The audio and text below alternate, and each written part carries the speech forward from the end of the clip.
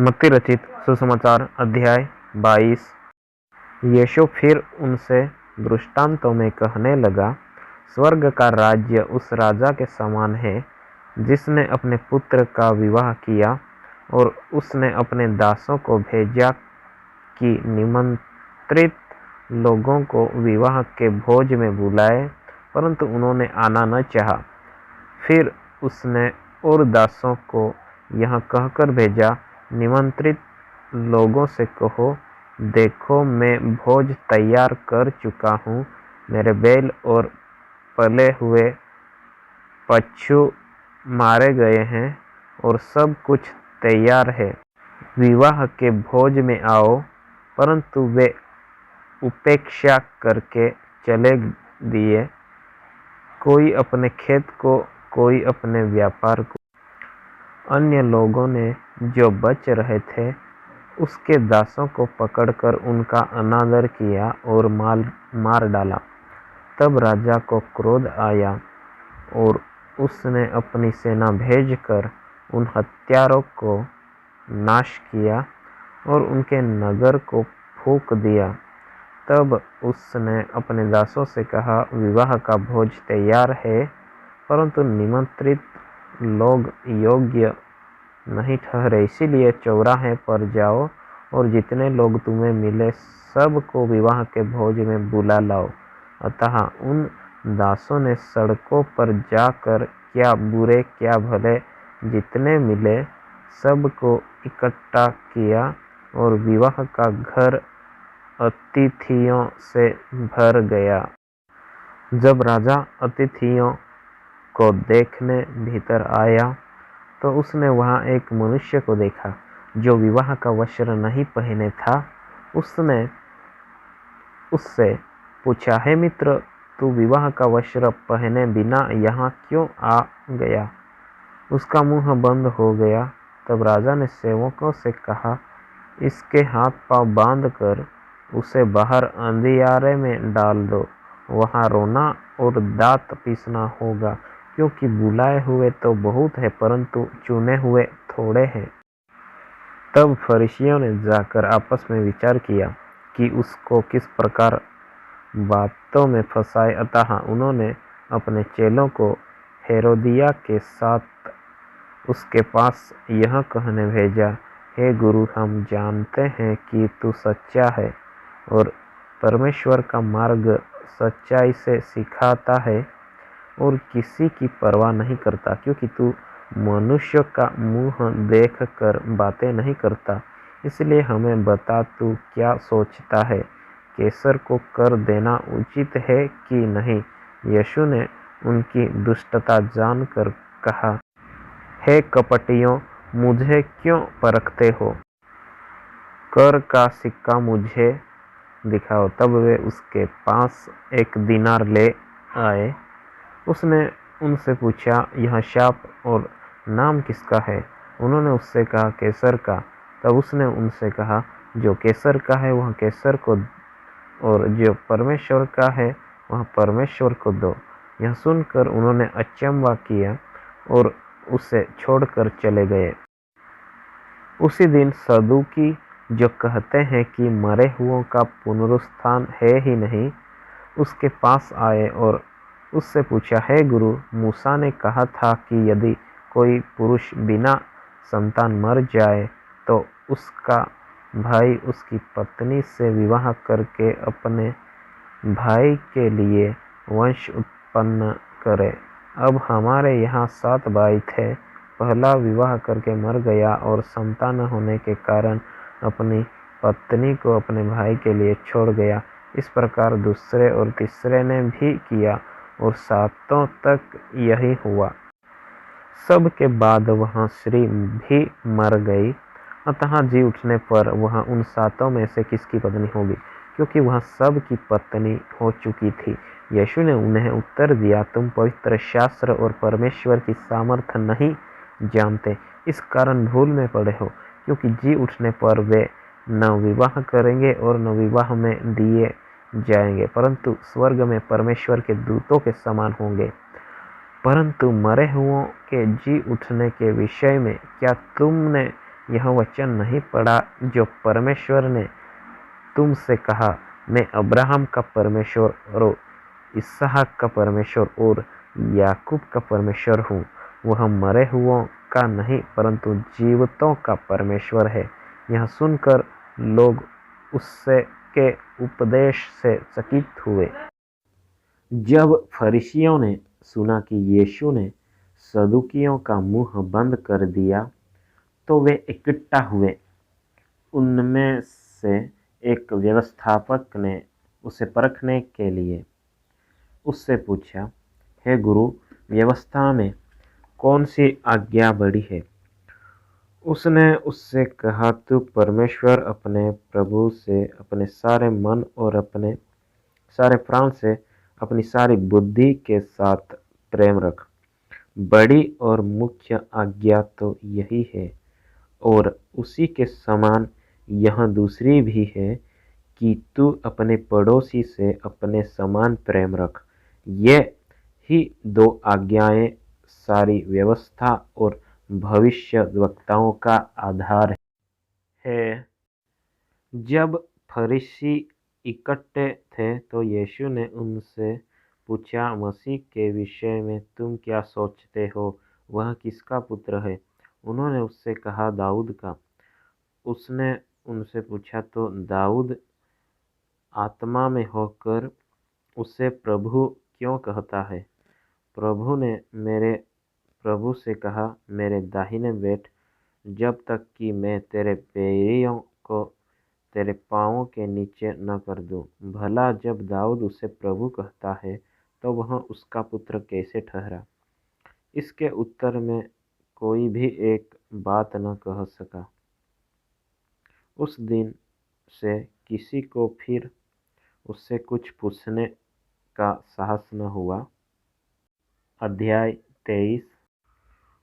तब यीशु ने भीड़ से और अपने चेलों से कहा, शास्त्री और फरीसी मूसा की गद्दी पर बैठे हैं, इसलिए वे तुमसे जो कुछ कहे वह करना और मानना, परंतु उनके से काम मत करना, क्योंकि वे कहते तो है पर करते नहीं। वे एक ऐसे भारी बोझ को जिनको उठाना कठिन है बांधकर उन्हें मनुष्य के कंधों पर रखते हैं, परंतु स्वयं उससे अपनी उंगली से भी सरकाना नहीं चाहते। वे अपने सब काम लोगों को दिखाने के लिए करते हैं। वे अपने ताबीज़ों को चौड़ा करते और अपने वस्त्रों की कोरें बढ़ाते हैं। भोज में मुख्य मुख्य स्थान और सभा में मुख्य मुख्य आसन, बाजारों में नमस्कार और मनुष्य में रब्बी कहलाना उन्हें भाता है।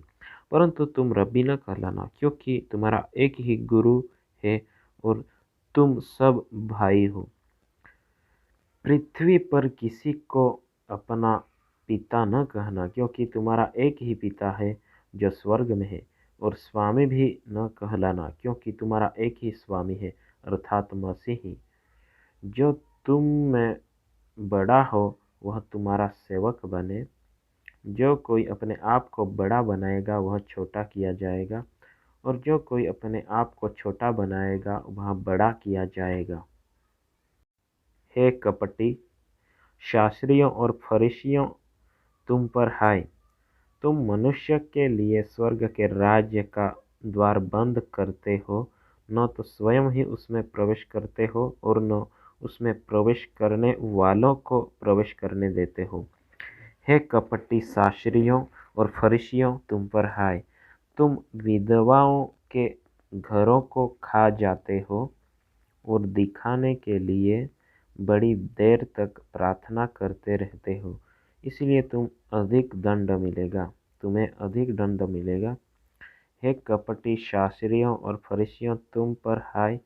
तुम एक जन को अपने मत में लाने के लिए सारे जल और थल में फिरते हो, और जब वह मत में आ जाता है तो उसे अपने से दुना नारकीय बना देते हो। हे अंधे अगुओं, तुम पर हाय जो कहते हो कि यदि कोई मंदिर की शपथ खाए तो कुछ नहीं, परंतु यदि कोई मंदिर के सोने की सौगंध खाए तो उससे बंध जाएगा। हे मूर्खों और अंधों, कौन बड़ा है, सोना या वह मंदिर जिससे सोना पवित्र होता है? फिर कहते हो कि यदि कोई वेदी की शपथ खाए तो कुछ नहीं, परंतु जो भेंट उस पर है, यदि कोई उसकी शपथ खाए तो बंध जाएगा। हे अंधों, कौन बड़ा है, भेंट या वेदी जिससे भेंट पवित्र होती है? इसीलिए जो वेदी की शपथ खाता है वह उसकी और जो कुछ उस पर है उसकी भी शपथ खाता है। जो मंदिर की शपथ खाता है वह उसकी और उसमें रहने वालों की भी शपथ खाता है। जो स्वर्ग की शपथ खाता है वह परमेश्वर के सिंहासन की और उस पर बैठने वाले की शपथ खाता है। हे कपटी शास्त्रियों और फरीसियों, तुम पर हाय, तुम पुदीनों और सौंफ और जीरे का 10वां अंश तो देते हो, परंतु तुमने व्यवस्था की गंभीर बातों को अर्थात न्याय और दया और विश्वास को छोड़ दिया है। चाहिए था कि इन्हें भी करते रहते और उन्हें भी न छोड़ते। हे अंधे अगुओं, तुम मच्छर को तो छान डालते हो परंतु ऊँट को निगल जाते हो। हे कपटी शास्त्रियों और फरीसियों, तुम पर हाय, तुम कटोरे और थाली को ऊपर ऊपर से तो मांजते हो, परंतु वे भीतर अंधेर और असंयम से भरे हुए हैं। हे अंधे फरीसी, पहले कटोरे और थाली की भीतर से मांझ कि वे बाहर से भी स्वच्छ हो।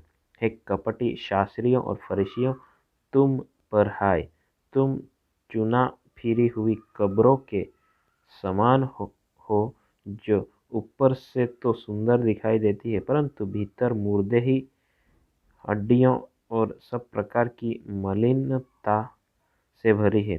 इसी रीति से तुम भी ऊपर से मनुष्य को धर्मी दिखाई देते हो परंतु भीतर कपट और अधर्म से भरे हुए हो। हे कपटी शास्त्रियों और फरीसियों, तुम पर हाय, तुम भविष्यद्वक्ताओं की कब्रें संवारते और धर्मियों की कब्रें बनाते हो और कहते हो, यदि हम अपने बाप दादों के दिनों में होते तो भविष्यद्वक्ताओं की हत्या में उनके साझी न होते। इससे तो तुम अपने पर आप ही गवाही देते हो कि तुम भविष्यद्वक्ताओं के हत्यारों की संतान हो। अतः तुम अपने बाप दादों के पाप का घड़ा पूरी तरह भर दो। हे सापों, हे करेंतों के बच्चों, तुम नरक के दंड से कैसे बचोगे? इसलिए देखो, मैं तुम्हारे पास भविष्यद्वक्ताओं और बुद्धिमानों और शास्त्रियों को भेजता हूँ, और तुम उनमें से कुछ को मार डालोगे और क्रूस पर चढ़ाओगे, और कुछ को अपने आराधनालयों में कोड़े मारोगे, और एक नगर से दूसरे नगर में खदेड़ते फिरोगे। जिससे धर्मी हाबिल से लेकर बीरिक्याह के पुत्र जकर्याह तक, जिसे तुमने मंदिर और वेदी के बीच में मार डाला था, जितने धर्मियों का लहू पृथ्वी पर बहाया गया है, वह सब तुम्हारे सिर पर पड़ेगा। मैं तुमसे सच कहता हूँ, यह सब बातें इस समय के लोगों पर आ पड़ेगी। हे यरूशलेम, हे यरूशलेम, तू भविष्यद्वक्ताओं को मार डालता है और जो तेरे पास भेजे गए उन पर पथराव करता है। कितनी ही बार मैंने चाहा कि जैसे मुर्गी अपने बच्चों को अपने पंखों के नीचे इकट्ठा करती है, वैसे ही मैं भी तेरे बालकों को इकट्ठा कर लूं, परंतु तुमने न चाहा। देखो, तुम्हारा घर तुम्हारे लिए उजाड़ छोड़ा जाता है, क्योंकि मैं तुमसे कहता हूँ कि अब से जब तक तुम न कहोगे धन्य है वह जो प्रभु के नाम से आता है, तब तक तुम मुझे फिर कभी न देखोगे। अध्याय 24। जब यीशु मंदिर से निकलकर जा रहा था, तो उसके चेले उसको मंदिर की रचना दिखाने के लिए उसके पास आए। उसने उनसे कहा, तुम यह सब देख रहे हो ना?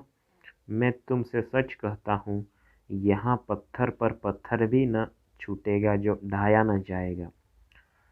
जब वह जैतून पहाड़ पर बैठा था, तो चेलों ने एकांत में उसके पास आकर कहा, हमें बता कि ये बातें कब होगी, तेरे आने का और जगत के अंत का क्या चिन्ह होगा। यीशु ने उनको उत्तर दिया, सावधान रहो, कोई तुम्हें भरमाने न पाए, क्योंकि बहुत से ऐसे होंगे जो मेरे नाम से आकर कहेंगे, मैं मसीह ही हूँ, और बहुतों को भरमाएंगे। तुम लड़ाइयों और लड़ाइयों की चर्चा सुनोगे तो घबरा न जाना, क्योंकि इनका होना अवश्य है, परंतु उस समय अंत न होगा। क्योंकि जाति पर जाति और राज्य पर राज्य चढ़ाई करेगा, और जगह जगह अकाल पड़ेंगे और भूकंप होंगे। ये सब बातें पीड़ाओं का आरंभ होगी।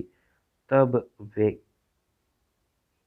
क्लेश देने के लिए तुम्हें पकड़वाएंगे और तुम्हें मार डालेंगे, और मेरे नाम के कारण सब जातियों के लोग तुमसे बैर रखेंगे।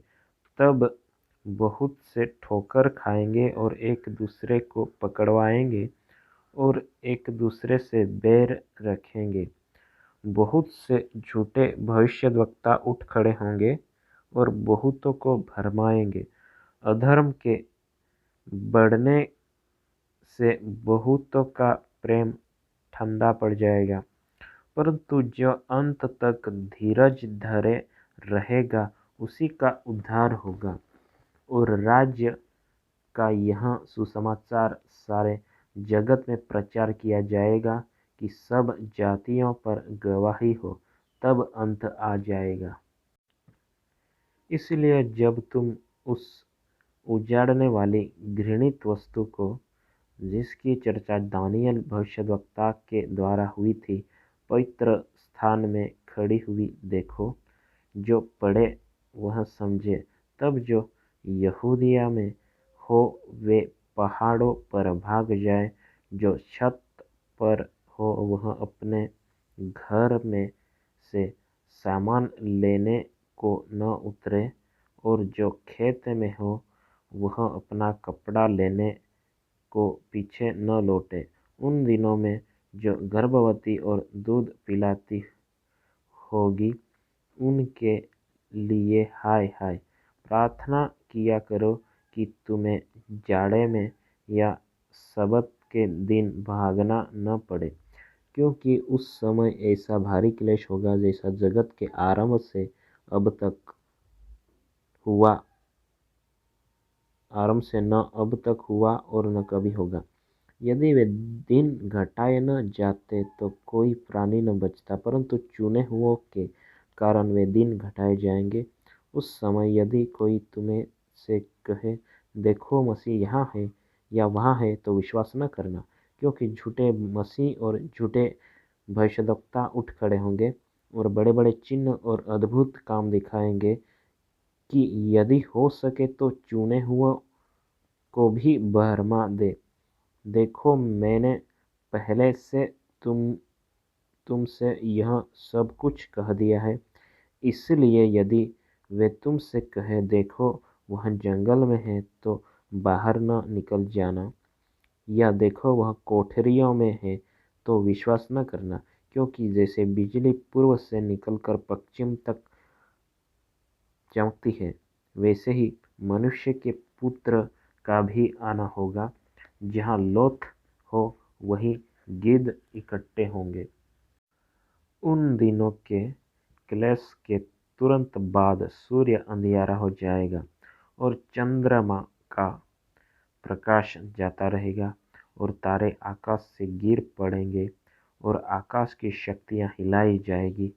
तब मनुष्य के पुत्र का चिन्ह आकाश में दिखाई देगा और तब पृथ्वी के सब कुलों के लोग छाती पीटेंगे और मनुष्य के पुत्र को बड़ी सामर्थ्य और ऐश्वर्य के साथ आकाश के बादलों पर आते देखेंगे।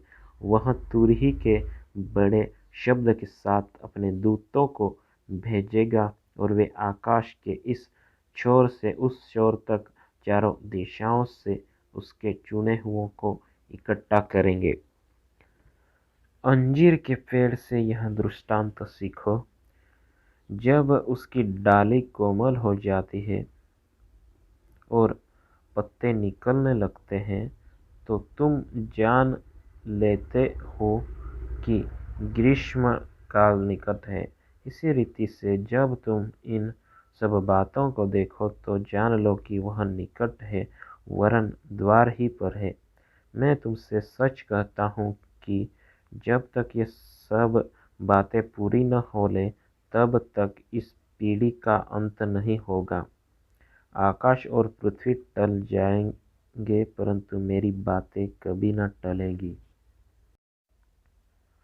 उस दिन और उस घड़ी के विषय में कोई नहीं जानता, न स्वर्ग के दूत और न पुत्र, परंतु केवल पिता। जैसे नूह के दिन थे, वैसा ही मनुष्य के पुत्र का आना भी होगा।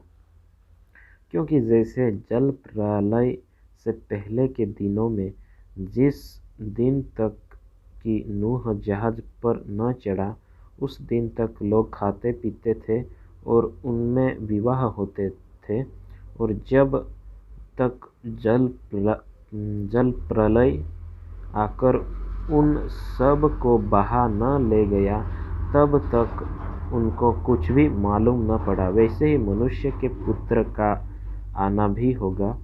उस समय दो जन खेत में होंगे, एक ले लिया जाएगा और दूसरा छोड़ दिया जाएगा।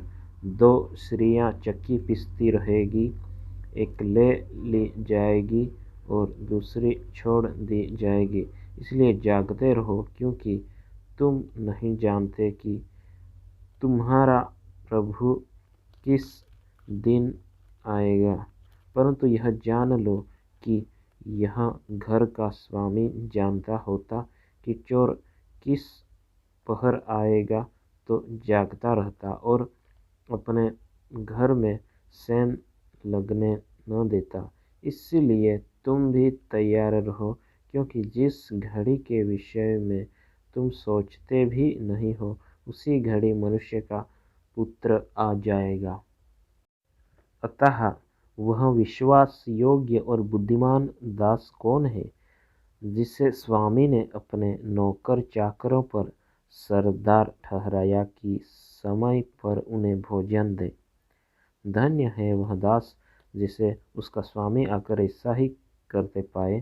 मैं तुमसे सच कहता हूँ, वह उससे अपनी सारी संपत्ति पर अधिकारी ठहराएगा। परंतु यदि वह दुष्ट दास सोचने लगे कि मेरे स्वामी के आने में देर है, और अपने साथी दासों को पीटने लगे और पियक्कड़ों के साथ खाए पिए, तो उस दास का स्वामी ऐसे दिन आएगा जब वह उसकी बाट न जोहता हो, और ऐसी घड़ी जिसे वह न जानता हो।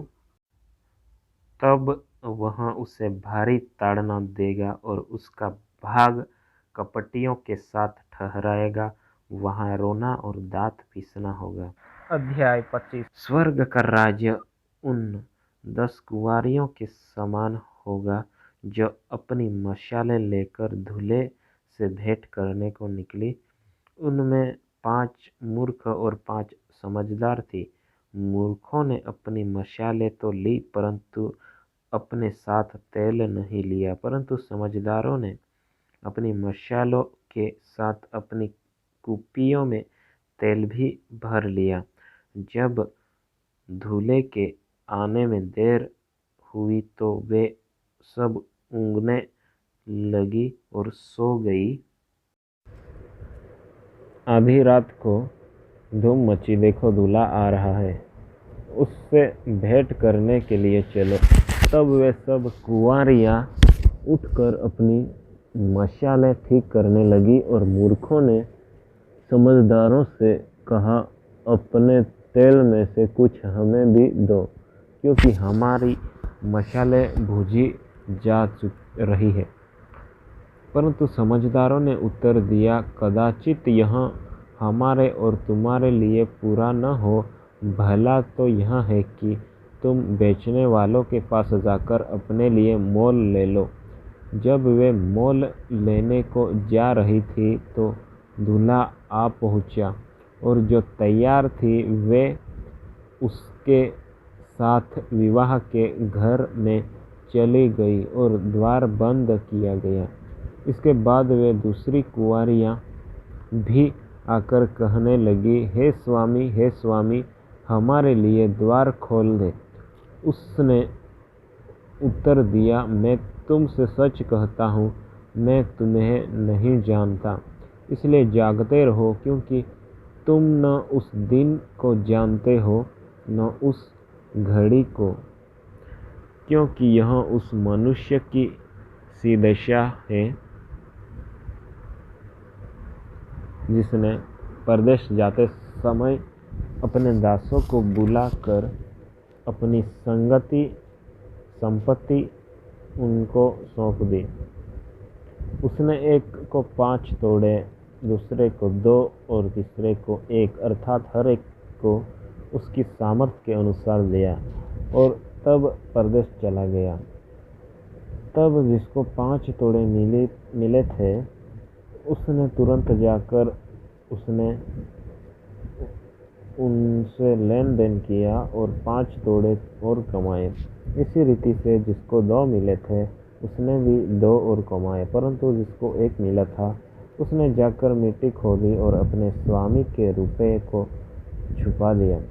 बहुत दिनों के बाद उन दासों का स्वामी आकर उनसे लेखा लेने लगा। जिसको 5 तोड़े मिले थे उसने 5 तोड़े और लाकर कहा, हे स्वामी, तूने मुझे 5 तोड़े सौंपे थे, देख मैंने 5 तोड़े और कमाए।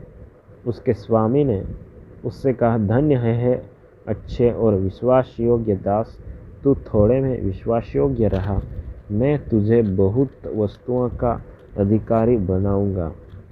अपने स्वामी के आनंद में सहभागी हो। और जिसको 2 तोड़े मिले थे उसने भी आकर कहा, हे स्वामी, तूने मुझे 2 तोड़े सौंपे थे, देख मैंने 2 तोड़े और कमाए। उसके स्वामी ने उससे कहा, धन्य है अच्छे और विश्वास योग्य दास, तू थोड़े में विश्वास योग्य रहा, मैं तुझे बहुत वस्तुओं का अधिकारी बनाऊंगा। अपने स्वामी के आनंद में सहभागी हो। तब जिसको 1 तोड़ा मिला था उसने आकर कहा, हे स्वामी, मैं तुझे जानता था कि तू कठोर मनुष्य है, तू जहाँ कहीं नहीं बोता वहाँ काटता है, और जहाँ नहीं छींटता वहाँ से बटोरता है। इसलिए मैं डर गया और जाकर तेरा तोड़ा मिट्टी में छिपा दिया। देख, जो तेरा है वह यहाँ है। उसके स्वामी ने उसे उत्तर दिया, हे दुष्ट और आलसी दास, जब तू यह जानता था कि जहाँ मैंने नहीं बोया वहाँ से काटता हूँ, और जहाँ मैंने नहीं छींटा वहाँ से बटोरता हूँ, तो तुझे चाहिए था कि मेरा रुपया सर्राफों को दे देता, तब मैं आकर अपना धन ब्याज समेत ले लेता। इसलिए वह तोड़ा उसने ले लिया और जिसके पास 10 तोड़े हैं उसको दे दिया, क्योंकि जिस किसी के पास है उससे और दिया जाएगा और उसके पास बहुत हो जाएगा, परंतु जिसके पास नहीं है उससे वह भी जो उसके पास है ले लिया जाएगा। और इस निकम्मे दास को बाहर के अंधेरे में डाल दो, जहाँ रोना और दांत पीसना होगा। जब मनुष्य का पुत्र अपनी महिमा में आएगा और सब स्वर्गदूत उसके साथ आएंगे, जो वहाँ अपनी महिमा के सिंहासन पर विराजमान होगा, और सब जातियाँ उसके सामने इकट्ठा की जाएगी। और जैसे चरवाहा भेड़ों को बकरियों से अलग कर देता है, वैसे ही वह उन्हें एक दूसरे से अलग करेगा।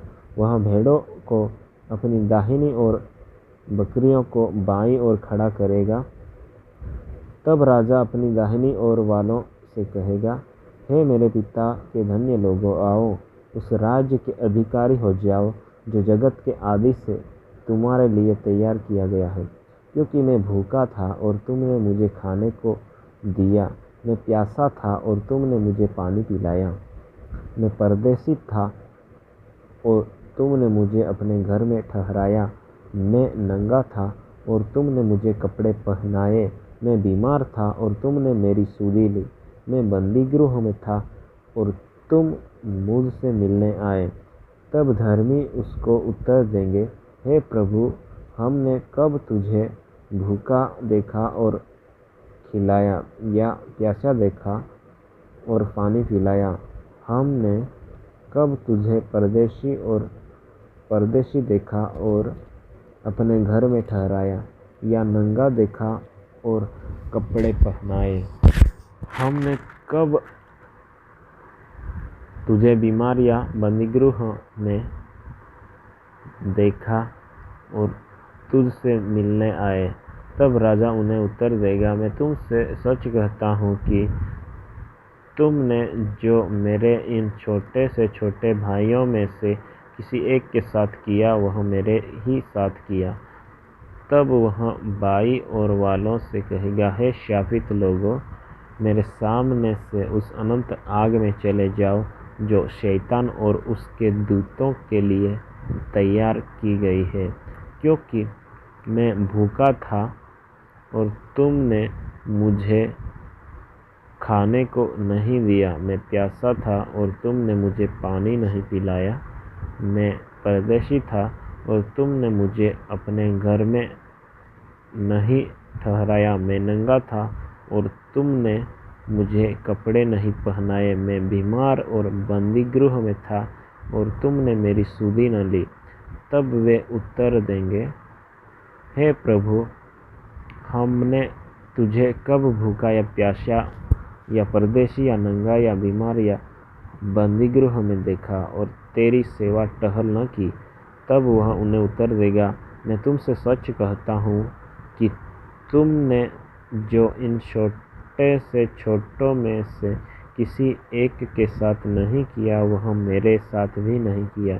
और ये अनंत दंड भोगोगे, परंतु धर्मी अनंत जीवन में प्रवेश करेंगे। आमीन।